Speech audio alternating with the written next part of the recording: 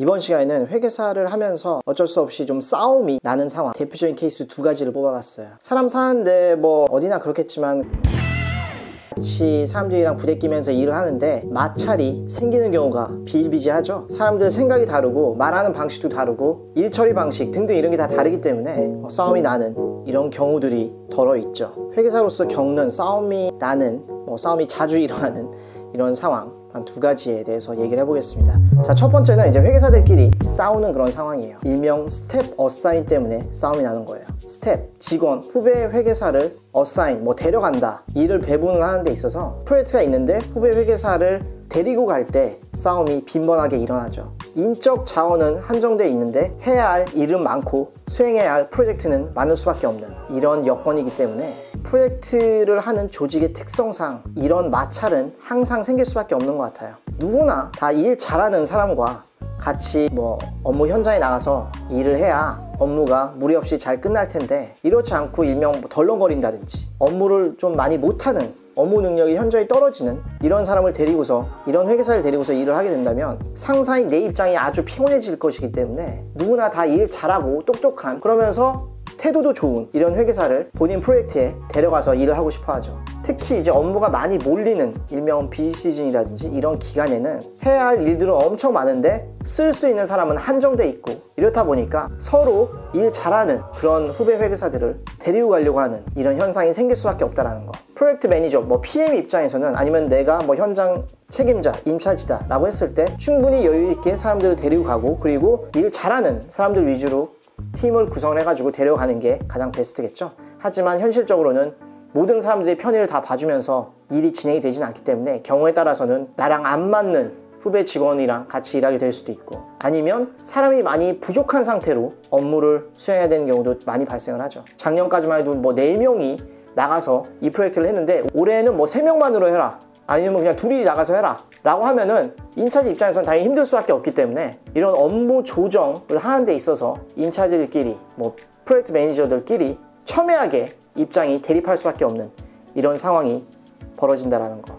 이거는 비단 회계법인 뿐만 아니라 프로젝트 위주로 수행을 하는 그런 조직이라면은 어디든지 있는 그런 마찰일 거라 생각이 들어요. 일 잘하는 사람들을 최대한 많이 내 프로젝트에 데려가야만 내가 편하기 때문이죠. 첫 번째 상황, 회계사들끼리 싸우는 상황이었고, 자, 두 번째는 이제 고객과 싸우는 상황이에요. 가장 대표적인 케이스는 고객이 딴 말을 할 때, 고객이 이제 딴 소리를 하는 종종 있는 케이스가, 이를테면 이제 기말 감사를 앞두고 기말 감사 1, 2월에 하기로 했는데 이제 중간 감사 10월, 11월 이때 이제 중간 감사를 나가서 어떤 특정 회계 처리로 예를 들어볼게요. A라는 회계 처리를 하기로 이제 고객이랑 협의를 했는데 연초에 기말 감사를 하러 갔더니 B 방식으로 해놓은 거예요. 그래서 물어보겠죠. 아니, 우리 A 방식으로 하기로 협의하지 않았냐? 왜 B 방식으로 했냐? 라고 물어보면 이제 고객은 보통 대답하는 게, 우리 여건상 어쩔 수 없다, B 방식으로 할 수밖에 없다, A로 하면은 안 된다, 대째라 라고 이제 고객이 나오는 상황이죠. 회계사 입장에서는 정말 곤란해질 수밖에 없죠. 이 이슈가 중요하지 않다면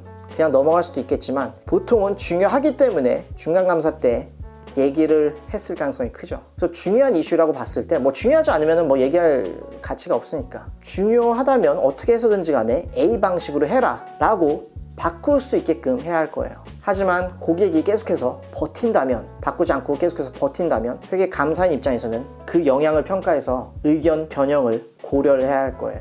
적정 의견이 아닌 어떤 다른 의견을 줄 수밖에 없다. 중요하게 재무제표가 잘못 표시될 수 있는 그런 위험이 크기 때문이죠. 근데 보통 이 정도 단계까지 가면 결국 회사도 적정 의견이 아닌 다른 의견을 받으면 안 되기 때문에 회계사가 주장하는 그런 회계 처리, A 방식으로 회계 처리를 바꿀 가능성이 크죠. 근데 이렇게 협의까지 가는 과정이 결코 순탄하진 않을 거다. 서로 입장이 다르고 의견이 다르기 때문에 이것을 중간에서 조율해야 하는 프로젝트 이제 현장 책임자, 인차지 입장에서는 정말 회사 입장도 고려해야 되고, 그리고 본인이 속해 있는 회계법인 입장은 더욱더 중요하기 때문에 이것도 고려해야 되고, 중간에 껴가지고 마음고생을 심하게 할 가능성이 높죠. 고객이랑 많이 싸우기도 할 거고요. 그래서 오늘 회계사들끼리 싸움 나는 상황, 그리고 회계사와 고객 간에 싸움 나는 그런 상황에 대해서 간략히 알아봤는데, 업무를 하시거나 또는 회계사에 대한 직업에 관심이 있으시다면 이런 부분